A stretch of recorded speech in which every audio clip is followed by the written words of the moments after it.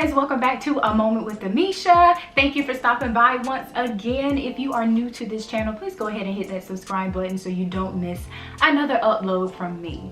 Alright, so if you are watching this video, then you are probably wondering how you can protect your peace.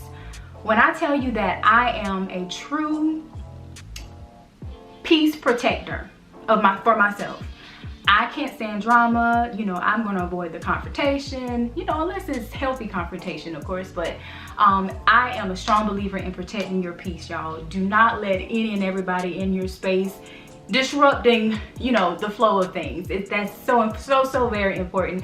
And so I thought it would be helpful to do this video just so if anybody's struggling in this area, I have 3 tips to help you protect your peace. All right, so let's jump in. First of all, I want to say there was a time when this show is still on. Actually, I don't watch it anymore, and I'm not judging anybody if you actually still watch this show. But there was a time some years ago I would watch Real Housewives of Atlanta. I'm sure we all know that show, or some of us know it anyway. And I felt like when the show first came about, you know, it was very interesting. First of all, you see all these beautiful women of color on your screen, and you know they're I won't say they're upper class, but you know they're very well off. And so it was just very interesting to see the lifestyle that they lived and whatnot.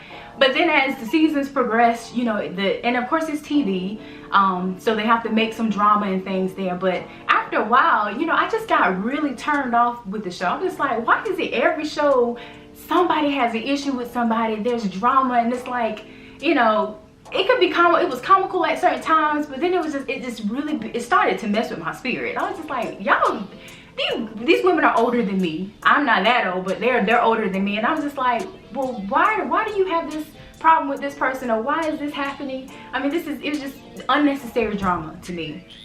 So after a while, it just wasn't interesting anymore. So I decided not to watch the show anymore.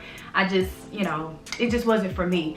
But that's a show that, to me, where I felt like it's an example at showing what can happen if you don't protect your peace. What kind of things that you can start to see in your life, and you know, relationships and whatnot. What kind of things can unfold if you do not protect your peace. So I just wanted to put that out there. That was something that came to mind as I was thinking about this video. I was like, I remember when I used to watch that show, I just could not understand why these grown women had so much drama going on. And it was just over petty stuff. It just didn't even make sense.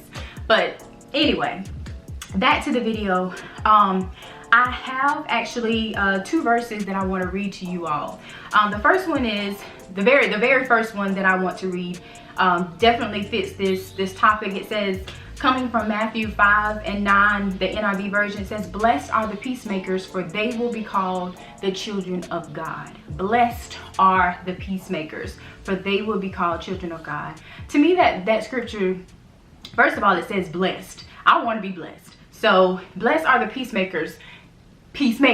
All right, not noise disruptors or whatever. Blessed are the peacemakers. So that already tells us that we need to be peacemakers.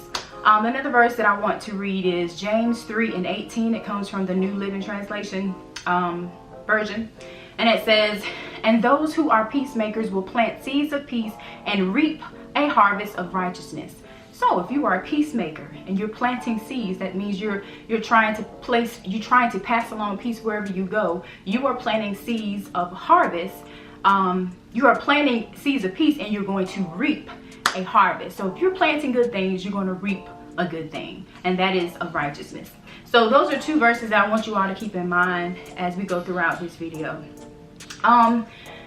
The 3 ways that you all can protect your peace. The first one is going to be to make peace quickly. I have a story that actually goes along with this one way that you can protect your peace. Make peace quickly. I used to work in a bridal store, and I started out in another city that I used to live in, and then once I moved to back to my hometown, I just transferred over. I was a little nervous. I knew my job. I had been working at least about over 2 years now, so I knew the role very well. It's like a CSR, so you would greet the brides as they come in and get their appointments and things set up. But when I moved back to Florence, my hometown, and I remember my very first day that I started, I was, you know, it's just a little nervous. Anytime you're going on your first day of work, you know, even if this was a role that I was familiar with, I was still a little nervous. And so I remember, you know, in my mind thinking, oh, I'm going to show them that I'm a really good CSR, and like I know my duties, and like I had been a stylist before, so I actually worked with the brides too, so I was like kind of cross-trained and I can do a whole lot of things, and I was just really excited to show what I can do. And I remember it was myself, it was a manager, and it was another stylist. And I remember just, well, I think there was a bridal appointment first thing that morning. The stylist took that appointment and, you know, was working that appointment, and then I was at the front desk, because that's where you normally have to be. And then there came a time throughout the day, was a rush of customers coming in, and I said, oh, she already has an appointment back there, so I'll go ahead and take care of these people that are coming in. And so, you know, most of them were just wanting to get fitted for their bridesmaid's dress or whatnot. It wasn't another bride or anything. And so I went ahead and started working and just handling our customers, just doing what I was normally, you know, what I was used to doing back at my old store, and ringing them up and whatnot. And I remember the manager had made a comment to me, was like, hey, you know, our stylist is getting a little upset that you're taking her customers. And I kind of looked like, I'm taking her customers? Me? I was like, she already has an appointment back there. You know, in my mind, I'm thinking I'm helping. And so I also remember the stylist coming up and telling me a little later, you know, yeah, you know, I can help out and do some things too. I said, oh, okay, sure, that's fine. But I noticed her attitude and demeanor was so not pleasant as the shift, you know, as the day went on. I was just like, well, why is she acting like I just really you know, really intentionally tried to just do something to harm her, or, you know, to make her upset. And so I remember right before it was time for my shift to be over, or her shift to be over, because I think she left before me, I said, I'm gonna use a fake name, Sally. I said, Sally, you know what, I really don't want us to get off on a bad start. And I said, I apologize if you felt some kind of way that I was, you know, trying to take over or do too much for you or whatever. I said, I apologize. I don't want us to get off on a bad start. And she was, you know, just kind of accepting of. I felt like it was I felt like she felt like it was unexpected. Like she didn't expect me to say that, but I just felt the need to go ahead and say that, because I was like, I don't want any drama. I just got up in here, like literally the first day, I'm thinking I'm helping. I'm trying to show that I'm an asset, like I can do well here.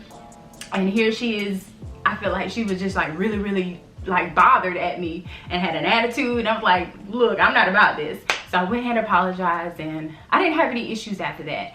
But that is why I say it is important for number one, to make peace quickly. I could have just, whatever, she can have an attitude, I don't care, I know what I was doing, you know. But I felt like I had to be the bigger person. Even though I didn't feel like I really did anything wrong, I had to be the bigger person and say, you know what, I'm sorry. I don't want you to be offended. I don't want this to happen. You know, I don't want you to look at me any kind of way, even though I didn't feel like I did anything wrong. But I apologized, and I made peace quickly. All right. So I think that is a helpful thing to do in order to protect the peace. Just apologize. Just make peace quickly. All right. Number 2, don't be easily offended. Don't be easily offended. This is actually one that I'm still, the Lord is working on me with this one, because in the past, the smallest little things could just like bother me, and I don't know why. That's just the way. I guess I can be a little sensitive sometimes, and you know, during the month, some of us ladies during the month anyway, you can just look at us wrong, we feel some kind of way. But I think for me, it was just a certain tone of voice, or if somebody just said something, I don't know, it would just bother me, and I would just let it sit with me. And I watch different sermons and things, and I've learned, and of course reading the Bible, just learning, like, we can't be easily offended, because people hate Jesus. Everybody's not gonna like you. Everybody's not gonna talk to you the way you want to be talked to. So you have to learn to just not be offended. As crazy as that sounds, you have to learn to not be offended by things. Just keep it moving. You know what? It's how you choose to react to what someone says that can determine the course of your day. It's all up to how you plan to react. So John 10:10 also says that the thief comes to steal, kill, and destroy. That can mean steal, kill, destroy, taking your joy away, stealing your joy away, killing your joy, destroying your joy. So we have to be mindful to just not let things get to us. As simple as that sounds, that's just what we have to do in order to protect our peace. Oh, you said something that I didn't like. Okay, that doesn't mean that you have to just be a wimp and not just let people walk over you. You can have healthy confrontation, but don't always have to be the one to have the attitude because someone said something that you didn't like. You can address it and keep it moving, make the peace quickly and get over it. But that's an important one too as well. The last one is to check your company. Check your company. And I'm looking at my notes if you're wondering why I'm looking down, just trying to make sure I stay on track. Who are you entertaining? What is the company? Who makes up the company that you keep? You know what? This can also be your own family, and that's the scary part there. It can also be your own family, but of course you can't escape them. But just check your company. Check. Most of the time it's going to be someone not your family, like your friend, like friends or co-workers or whoever. Check your company. What is the company you're keeping? A lot of times the people that we hang around with, we're going to start, after a while, we're going to start to be like them. We're going to start to act like them. If you notice somebody's always coming to you, bringing drama, bringing gossip, bringing whatever, the latest tea, protect your peace. They're bringing this drama to you, and other people are going to start to associate you with them because they're always yapping and talking about something. Oh, sister so-and-so know that person. Oh yeah, she must be like that too. You can always help how people associate you with other people, but then you can help yourself by not being always bound, associated with that person. You can help that situation by not being with that person or avoiding them, avoiding different conversations that doesn't serve anyone well. You can literally just walk away. Somebody talking about somebody, just walk away. You don't have to entertain that. And if they have a problem with it, oh well. You know what I mean? But protect your peace. Don't let any and everybody inside your house, y'all. Do not let any and everybody inside your house. Have discernment. Know who's for you, who's not. You can tell when somebody's it's up to no good. You can tell a person when they're not up to any good. They just want to always talk about somebody else and bring somebody down. So be careful about that. Protect your peace. Check your company.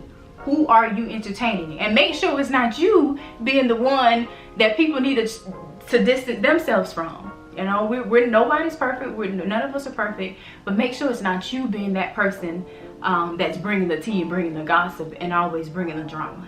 All right. So those are the 3 tips there. I'll say them again. Make peace quickly. Don't be easily offended, and check your company. Y'all, protect your peace. Protect it.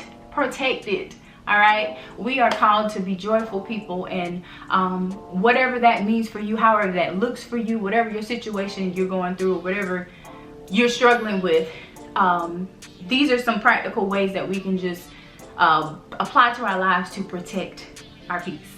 All right, thank you guys for spending a moment with Amesha. I will see you in the next video. Bye.